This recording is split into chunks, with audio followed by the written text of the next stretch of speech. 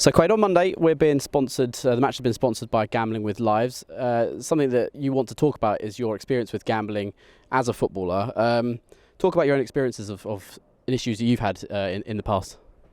Yeah, so I think it started when I was at Crystal Palace at first and just used to, it was so, after training you had so much spare time on your hands that you just ended up going to the bookies and just there'll be horse racing, gambling machines, and it's just so easy to get into a cycle where it's probably doing it 3-4 times a week.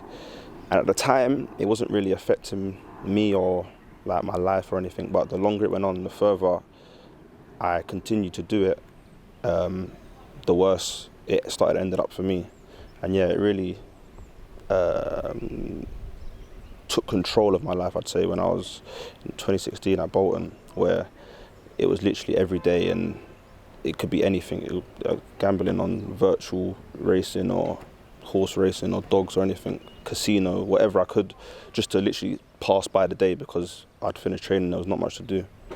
How much of a problem is it, particularly with young players, maybe not used to getting big pay packets perhaps?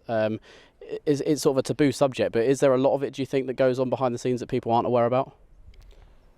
Yeah, definitely, of course. There's so many young players who start getting paid and do the right thing, but there's some people who don't have, whether it could be, I don't know, like father figures or parents who can advise them, or family to advise them. So it's so easy to go off on the wrong direction, and then once you get caught in it, it's very hard to come off. And I don't think there's much help for especially young players to advise them and to understand how it can affect you in the long term. What moment was it for you that you thought, I need help here and I need to stop doing what I'm doing, otherwise I'm going down a dark path?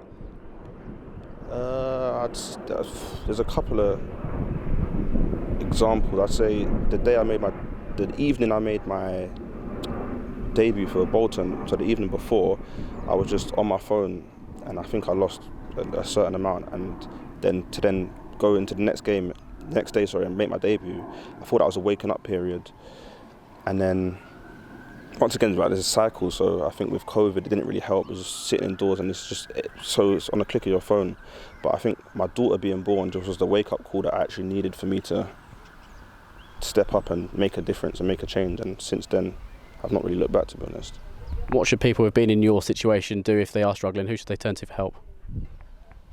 I'd turn to anybody you believe can give you some sort of help, whether that be a listening ear or someone. I've had loads of people that have helped me in ways that they probably don't know, whether that's inviting me to come to Gambling Anonymous meetings, or just sitting down listening to me, or maybe being ruthless with me and telling me how it is. But I've had, I remember from when I first came back to Dulwich, I sat down with the gaffer, Junior and Kevin James, and they brought someone into me to talk about things that might be sparking the reason why I'm gambling. And for me, that helped a lot, to be able to talk to a counsellor and actually understand some of the reasons why this could be happening.